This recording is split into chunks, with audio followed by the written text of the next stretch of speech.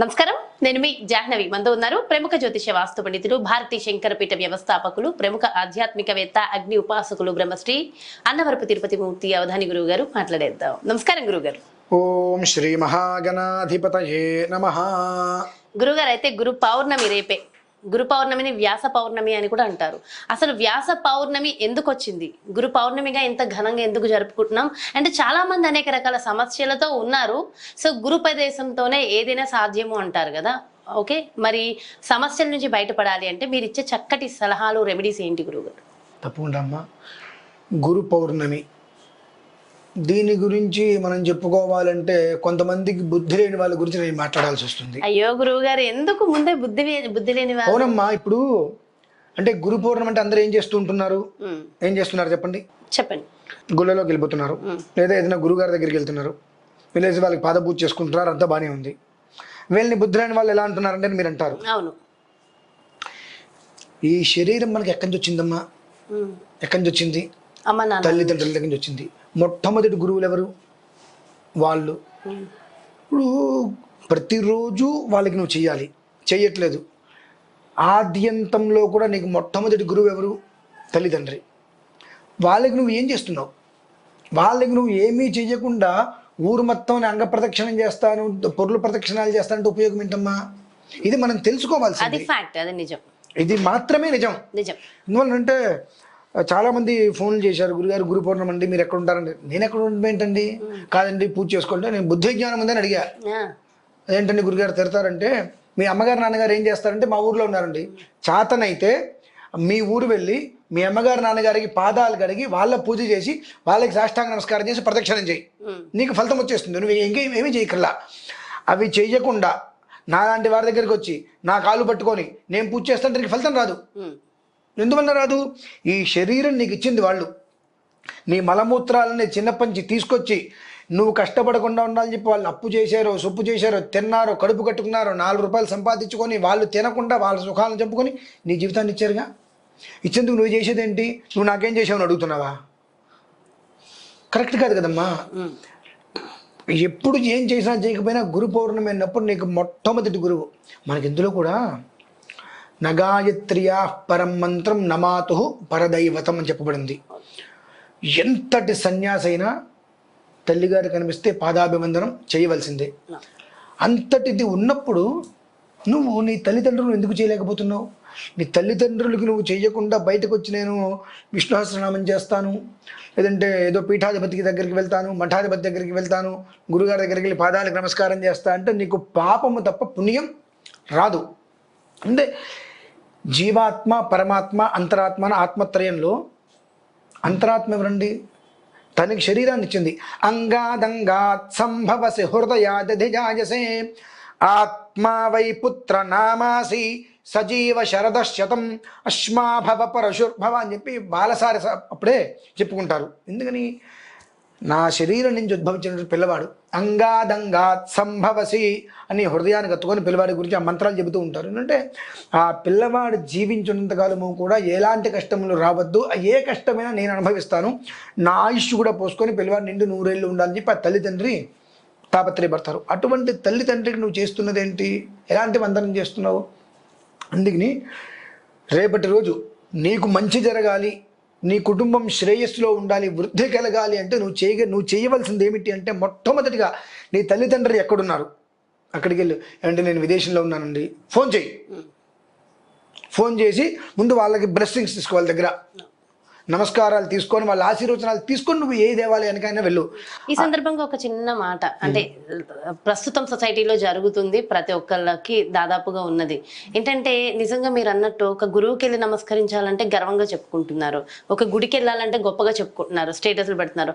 ఒక తల్లికి నమస్కరించాలంటే చాలా గిల్ట్ గా ఫీల్ అవుతున్న వాళ్ళని కూడా మనం చూస్తున్నాం. తీసుకెళ్లి అనాథాశ్రమాల్లో పెట్టేస్తున్న పిల్లల్నే మనం ఎక్కువగా చూస్తున్నాం. అదే గొప్పగా ఫీల్ అవుతున్నారు. దాని గురించి కూడా ఏమంటారు? దాని గురించి ఏంటండి, నా దృష్టిలో ఎప్పుడైతే కనుక తల్లి తండ్రి బ్రతికి ఉండగా వాళ్ళని వీళ్ళు చూసుకోకుండా వాళ్ళు వృద్ధాశ్రమాల్లో పడేశారంటే ఆ క్షణం నుంచి ఆ కొడుకులు చచ్చిపోయిన వాళ్ళ కింద లెక్క. వాళ్ళ కొంపల్లో మంచినీళ్ళు కూడా తగ్గకూడదండి, ఇళ్ళకు కూడా రానికూడదు వాళ్ళని. ఎందువల్లంటే వాళ్ళు లేనిదే నువ్వు లేవు కదండి. అంతే కదా. ఎంతో కష్టం మీద నువ్వు ఇక్కడికి వచ్చి ఇవాళ నీకు ఎవరో చెప్పారనో నీకేదో ఉద్యోగం వచ్చిందని ఇంకోటి వాళ్ళని నువ్వు వదిలేసావనంటే నీకన్నా దౌర్భాగ్యుడు ప్రపంచంలో ఉన్నాడు. అటువంటి వాడి చేతి మీద మంచినీళ్ళు కూడా ముట్టుకోకూడదండి. నేనైతే ఖచ్చితంగా అందులో సందేహమేం లేదు, నిర్మోహమాటంగా చెప్పేస్తాను. కానీ అలాంటి వాళ్ళే రాజ్యాలు వెళ్తూ చక్కగా రోడ్ల మీద పడి హ్యాపీగా తిరుగుతూ ఉన్నారు. కర్మ ప్రారంభం అండి. ఎందువల్లంటే ఇప్పుడు మీరు అన్నారు చూసారా, మా అమ్మగారు నాన్నగారు అండి నేను వాళ్ళని చూసుకుంటున్నానని చెప్పుకోవడం అంటే చాలా యోగం. చచ్చిపోతున్నారు చెప్పుకోవడానికి. అంటే సొసైటీలో ఇంకా మీ అమ్మ నాన్నని చూస్తున్నావు నువ్వు అంటారేమో అని చెప్పి. సొసైటీ కూడా అలానే దౌర్భాగ్యుడా, నీకు జన్మనిచ్చింది వాళ్ళు, నీకు ఊపిరిచ్చింది వాళ్ళు, నీకు శరీరాన్ని ఇచ్చింది వాళ్ళు, నీ రక్త మాంసాన్ని ఇచ్చింది వాళ్ళు. అటువంటిది వాళ్ళని చూసుకోకుండా ఎవరి గురించి నువ్వు తాపత్రయపడుతుంటే నీకన్నా చండాలమైన వాడికి భూమి మీద లేడు. కాబట్టి నేను ఈ విషయంలో చెప్పగలిగేది ఏమిటి అంటే ఖచ్చితంగా రోజు నీ బ్రతుకు ఎట్లాగో చేయవు. ఇవాల్టి రోజు అంటే గురు పౌర్ణమి అనేటువంటిది వచ్చింది కాబట్టి నీకు ఆది గురువు తల్లిదండ్రి కాబట్టి వాళ్ళకి చక్కగా చేతనైంది బట్టలు పెట్టు. అది కూడా చేత కాలేదు, చక్కగా పాదాలకి నమస్కారం చేసుకో, పాదాలు కడిగి 2 పుష్పాలు వేసి నమస్కారం చేసుకొని ప్రదక్షిణం చేయి. అండ్ ఒక్క మాట చెప్తాను, ప్రతి మనిషికి గణపతి గురించి తెలుసుగా. ప్రతి ఇంట్లోనూ అంటే ఇంట్లో అంటే కన్నా కొంపలో ఉండటం చాలా ఉత్తమం. ప్రతి కొంపలోనూ గణపతి పూజలు చేసేస్తారుగా. ప్రతి నవరాత్రులకు వస్తే పందిరులు వేసేస్తారు ఈ వెధవలందరూ. సిగ్గు జ్ఞానం ఉండద్దని కడుపుకు అన్నం తింటారు. ఏం తింటున్నారండి వాళ్ళు? ఆ గణపతి నవరాత్రుల్లో గణపతి కథ ఉందిగా. అందులో కుమారస్వామి వారి నెమల మీద మొత్తం తిరుగుతుంటే గణపతి తిరగలేక తల్లిదండ్రులు చుట్టూ తిరుగుతుంటే ఎక్కడ పడితే అక్కడ ఈయన కనిపించారుగా. అంటే భూ ప్రదక్షిణ చేసిన ఫలితం తల్లిదండ్రులు చేస్తే వచ్చిందని చెప్పి ప్రతి వాళ్ళు వింటారు కదండి. ఇది ఆచరించడానికి మాయరోగం ఏంటి మరి? అంటే ఏం లేదు, నాకు నీకు జన్మనిచ్చిన వాళ్ళని నువ్వు పక్కన పెట్టి వేరే వ్యక్తికి నువ్వు చేస్తున్నావు అంటే నీ అంటే అధర్మమైన వ్యక్తి ఇంకొకటి లేడు. 2 ఫ్రస్ట్రేషన్ కాదమ్మా. అయినవాడు కానివాడు గురువు గారు అని పిలిపించుకోవడానికి అర్హుడు కాదమ్మా. నిజంగా వ్యక్తికి గురువు గారు మనం పిలవాలన్న ఆ వ్యక్తికి అర్హత ఉందన్నప్పటికీ కూడా రేపటి రోజు ఎవరైనా సరే గురువు గారు ఉంటే మీ పాదాలకు నమస్కారం చేస్తాను రాగు. తల్లిదండ్రులకు నమస్కారం చేసావా అడగాలి. చేయలేదండి నా అసలు నా ఇంటి బయటికి వెళ్ళిపోయిన ముందు గెట్ అవుట్. నీ తల్లిదండ్రికి నువ్వు పూజ చేసి రా, లేదంటే నా గంటలో అడుగు పెట్టద్దు అని చెప్పి చెప్పగలగాలి. అలా చెప్పగలిగితే ఆ వ్యక్తిని మనం గురుగారికి మనం నమస్కారం చేసి భావించవచ్చండి. అలా చెప్పకుండా రానాయన కూర్చున్నాయన అంటే అది ఆ గురువు అనేటువంటి పదానికి అతనికి అర్హత కోల్పోయినట్టే. లేదు, అటువంటి వ్యక్తులందరినీ కూడా మనం గురుగారిని పిలిచేస్తున్నాం. ఒక స్థితి ఉండాలండి. ఎవరిని మనం పిలవాలి? తల్లిదండ్రిని పిలుచుకో. తల్లిదండ్రికి చేసి మాతృదేవో భవ, పితృదేవో భవ, ఆచార్య దేవో భవ 3 చెప్పింది. అంటే ఈ ఉపనిషత్తుల్లో కూడా మొట్టమొదటిది మాతృదేవో భవ పితృదేవో భవ అని చెప్పిందిగా. ఇంకా వాళ్ళకి మించిన గురువు నీకు ఎక్కడున్నాడు? కాబట్టి వాళ్ళకి చేసుకున్న తర్వాత నువ్వు గుడికే వెళ్ళు, గోపురానికి వెళ్ళేటేనే వెళ్ళు. కానీ వాళ్ళకి చేయకుండా నేను అటు తిరుగుతుంటా నీ జన్మ వృధా. ఎస్, అది నిజంగా చాలా చాలా సంతోషం. ముఖ్యంగా మనం తల్లిదండ్రుల్ని ఖచ్చితంగా ఇలాంటి పర్వదినం, ముఖ్యంగా గురు పౌర్ణమి నాడు ముఖ్యంగా మనం పూజించవలసింది అమ్మ నాన్నల్ని.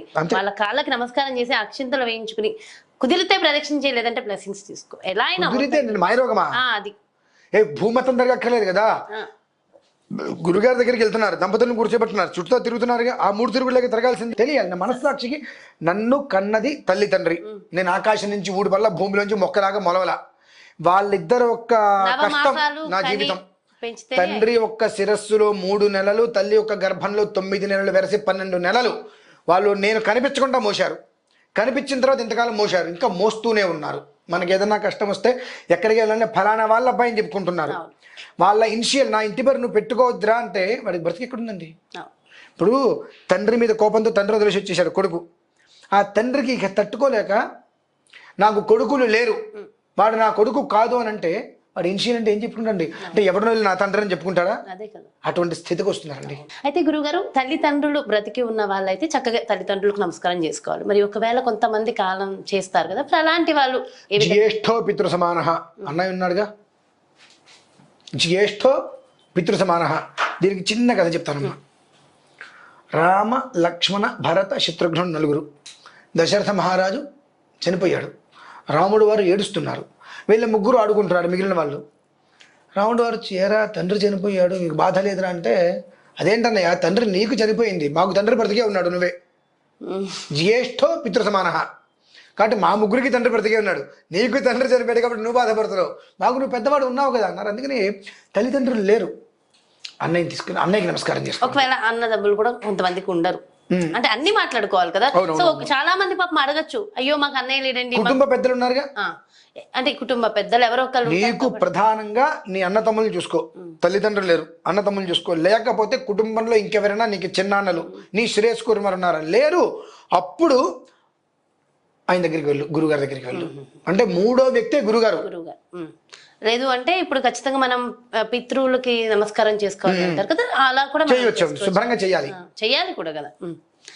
రుణం తెచ్చుకోవడమే కదండి అది, ఖచ్చితంగా అది చేసి తీరవలసిందే. అంటే తల్లిదండ్రులు లేకపోయినప్పటికీ కూడా వాళ్ళ పేరు మీద మనం ఏదైనా స్వయం భాగం లాంటిది ఇచ్చి నమస్కారం చేసుకొని పితృ రుణ ప్రీత్యర్థం, పితృప్రీత్యర్థం అనుకుంటూ నమస్కారం చేసుకొని అనంతరం అన్నదమ్ముల దగ్గర తీసుకుని గురుగారి దగ్గరికి వెళ్ళండి. చాలా చాలా అంటే చక్కగా చెప్పారు. అండ్ మీ బాధ, మీ ఫ్రస్ట్రేషన్ కూడా అర్థమైంది గురుగారు. అంటే అర్థమైంది, ఎందుకంటే సొసైటీలో చూస్తున్నాము, ఎన్నో అనర్థాలు మనం వింటున్నాం కాబట్టి. సో చాలా డీటెయిల్ గా ఎక్స్ప్లెయిన్ చేశారు. థ్యాంక్ యూ సో మచ్ గురుగారు. నమస్కారం. ఎస్, చూసారు కదండి గురు పౌర్ణమి. మరి అందరం కూడా ఆ గురు పౌర్ణమి పర్వదినాన్ని జరుపుకోవడానికి సిద్ధమయ్యాం. మరి ముఖ్యంగా ఖచ్చితంగా మనం ఆచరించవలసిన విధి విధానం ఒకటి ఉంది. సో ఇది కనుక మనం ఆచరిస్తే మిగిలినవన్నీ ఆచరించినా ఆచరించకపోయినా మనకు ఆ జన్మాంతం కూడా చక్కటి ఫలితాలు ఉంటాయని డీటెయిల్ గా ఎక్స్ప్లెయిన్ చేశారు కదా. సో డెఫినెట్ గా మరి మాతృదేవో భవ పితృదేవో భవ అన్న ఆ ఇదిని మర్చిపోకుండా ఖచ్చితంగా తల్లిదండ్రుల బ్లెస్సింగ్స్ తీసుకోవాలి. మరో ప్రత్యేకమైన కార్యక్రమంతో మళ్ళీ మీ ముందుకు వచ్చేస్తాను. నమస్తే.